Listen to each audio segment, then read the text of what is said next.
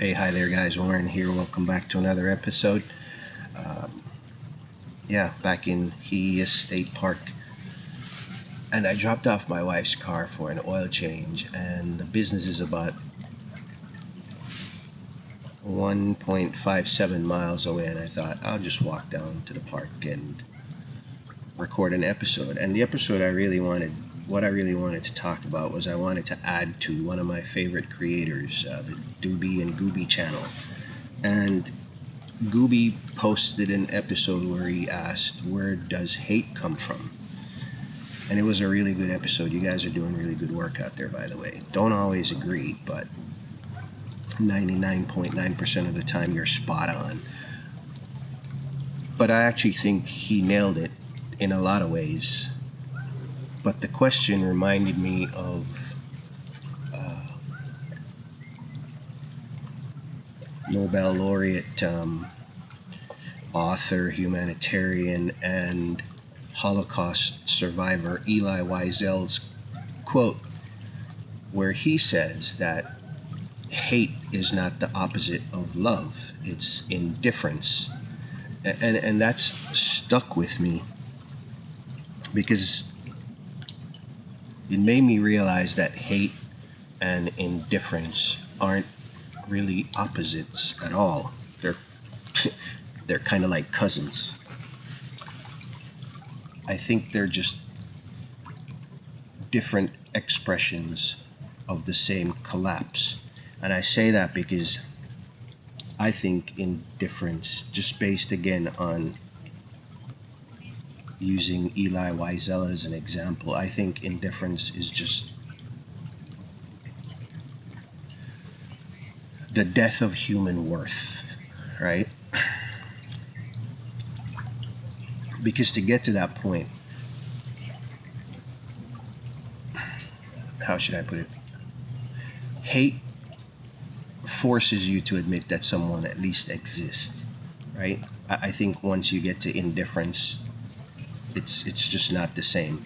I think actually that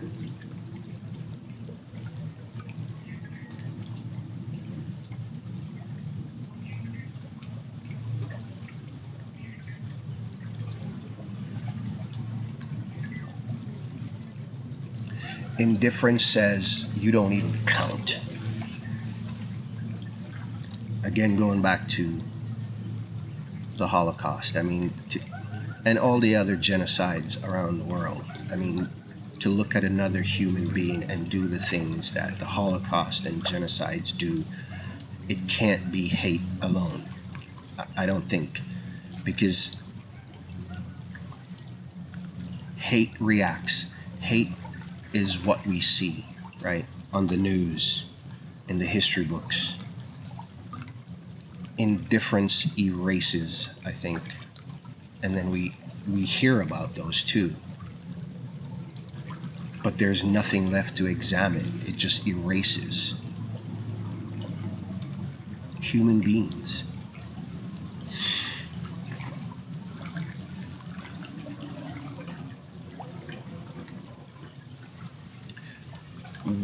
We all are disliked in some ways and by someone. So I don't think the issue,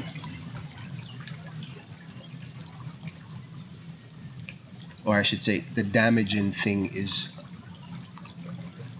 not being disliked, is being invisible. Again, back to why I think indifference is so dangerous, because you have to get to a point where you can. And I think that was part of what Gooby was struggling with answering. And we all normal human beings should struggle with that.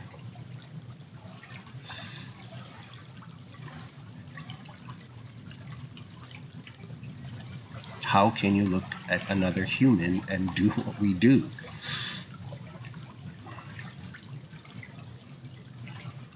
It's because hate is hot. Indifference is cold.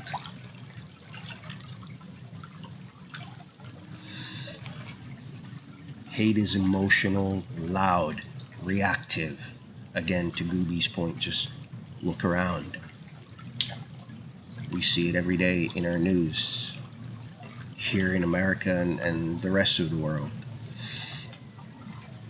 Indifference, on the other hand, is numb. And I think those that are indifferent, that have come to the point of indifference and then send out their minions, the haters, I think the puppet masters, I like to call them, the numb ones, are behind the curtains, perpetuating the indifference that leads to this hate that we see. Because ask a lot of the people on the street why they hate or why they're doing what they're doing, and most can't answer it because it's being fueled from somewhere else.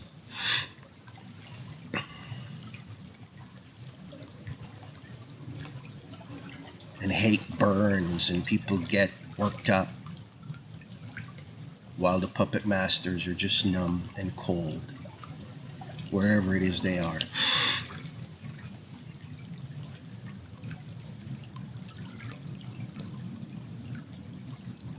People don't become hateful first. They become numb first. Again, the Holocaust. You get fed this stuff over and over, and Gooby talked about that too. If it's always in your face, being told that this group and this person needs to be eradicated because they pose you harm, sooner or later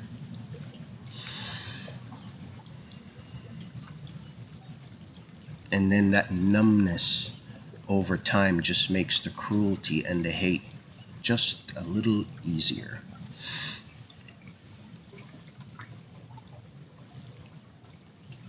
For a human being to look at another human being, deny them food, deny them clothing, warmth, spit on them, kick them, you are past hate. You're numb.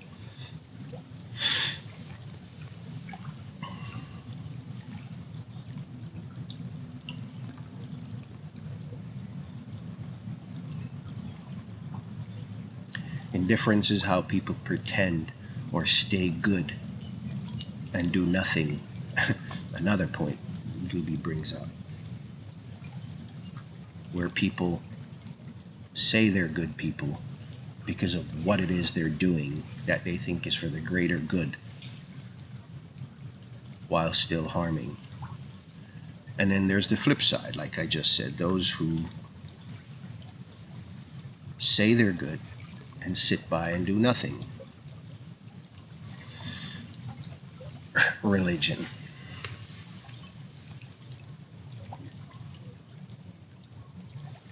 And that's because I think we've gone to a place where we're outsourcing our morality. It's not my business. I'm not responsible. Not my problem. And then the worst white flag of them all is I don't want to get involved. And look, there are nuances to everything. Not all hills are meant to die on. Some issues are just not even issues. Some people like to fight battles for other people that never asked for it. So not all hills are meant to die on. But I think sitting back idly and being apathetic just breeds more apathy,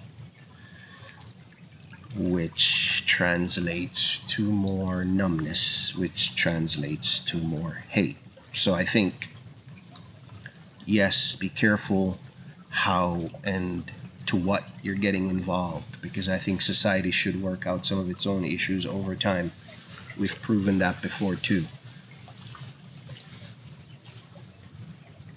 But we can't sit idly by.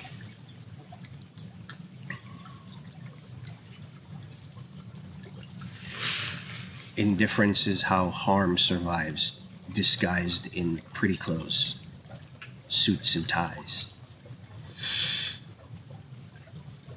cardigans. I like cardigans. But yes, that's how indifference cloaks itself. And Eli's point isn't that hate is good. I'm sure that he would not think or say that. It's just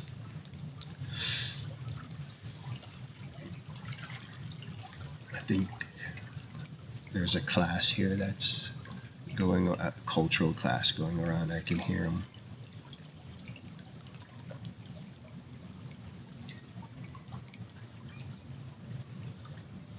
But yeah, Eli's point isn't that hate is okay. I think it's as much as we are hyper connected digitally through the internet, as much as we're hyper connected, I think what he's getting at is that we are so much more disconnected from our shared humanity. And that's a profound statement.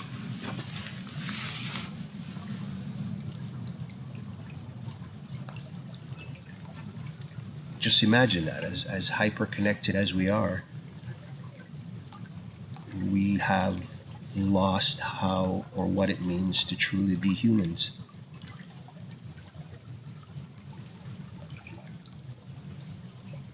And I said it before, and I think I'll say it again. You can't truly hate someone if you see them as humans. You can ignore them, treat them poorly, but I think when we see the things that's troubling Gooby and me and others like us, like-minded thinkers,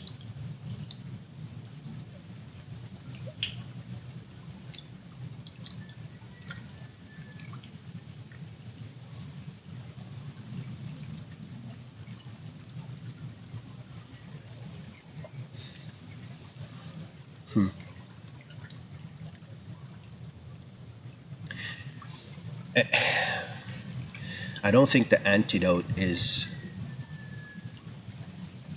constant positivity either, forced positivity. I think we need to go back to sticking with the point of our shared humanity. I think we can't fix the world. I mean, we all know that by now. We can't fix the world, but I think we can do our small part by being more present, genuinely present.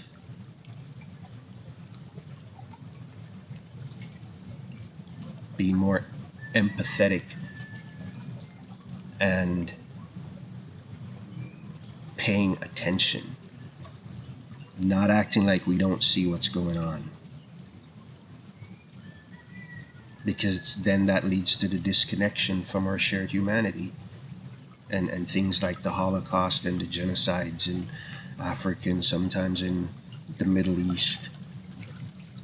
That stuff plays out.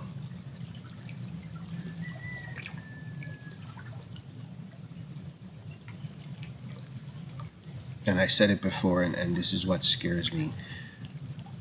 Not that hate is loud, but indifference is quiet. And my mom and my grandparents and some of my aunts used to say, it's the quiet ones you need to worry about. When they were talking about boys and girls in relationships, it's the quiet ones you need to worry about. But that spills over to, contextually, it spills over into this. The puppet masters.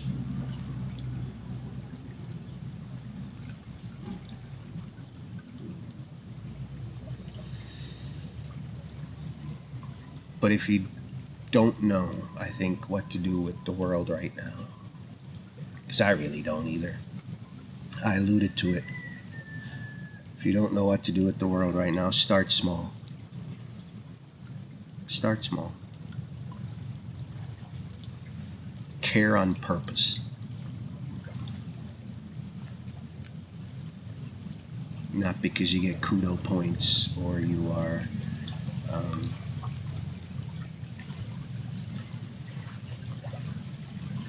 spotlight rangering yourself, like we say in the military, your spotlight ranger. Where as long as there is a spotlight, you will act accordingly. But that light disappears and the real you comes out. So care on purpose.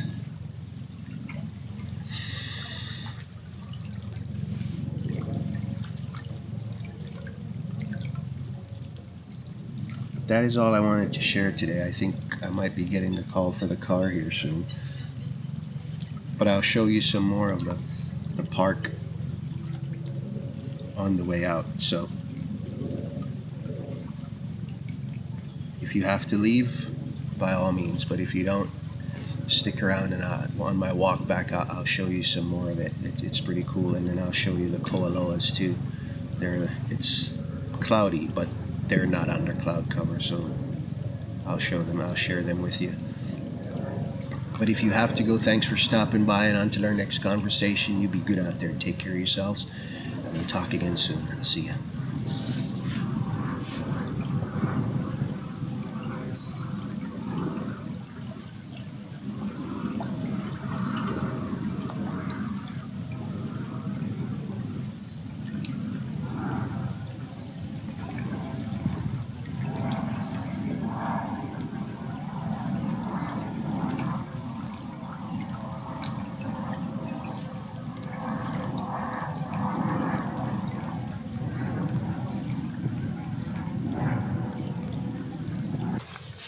So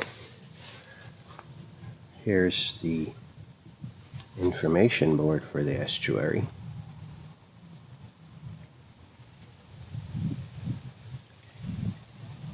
And if you can read that, if you can see that.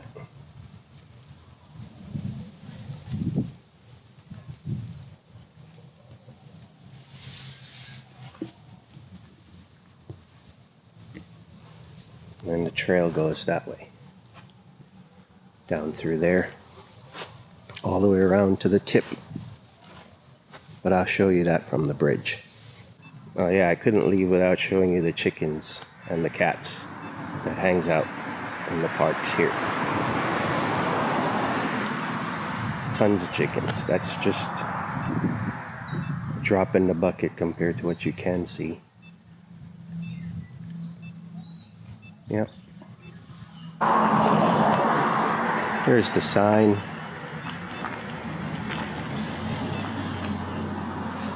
Need to trim that back a little bit. But down through there, that's where I was. And I'll show you the rest of it across the bridge. Take a look at those on the side of the road. Here we go. Here's the bridge. There's the rest of the estuary that's being restored. And those are the koalas stretching all the way from the southeast corner all the way to the west side beyond those trees. But I was somewhere back down that end.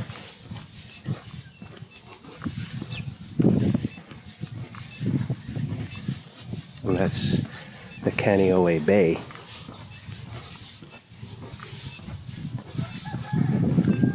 But yes, constant restoration efforts to maintain. And if you're hearing that beep, that's my my watch. I have my walk meter on, so it's beeping. It's probably a little annoying. But yes, the marsh, the estuary.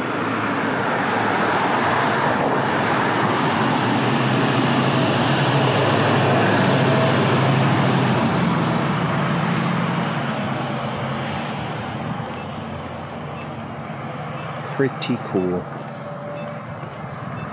But up ahead, where you see that structure and the cars, on weekends they sell some of the produce that they farm. And you can't see all of what is farmed here because it goes beyond all the way out to where the tree line starts and back around. So it's not all visible. But on Fridays and Saturdays, it's not a farmer's market per se. They sell some of the produce to help to maintain the equipment more so than for profit.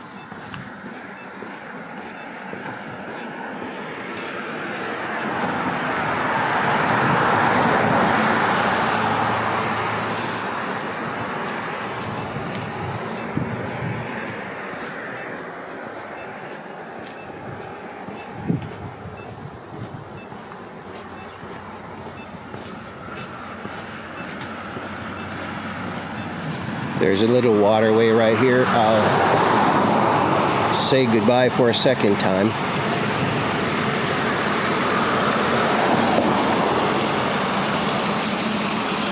Hope you enjoyed that. See you next time.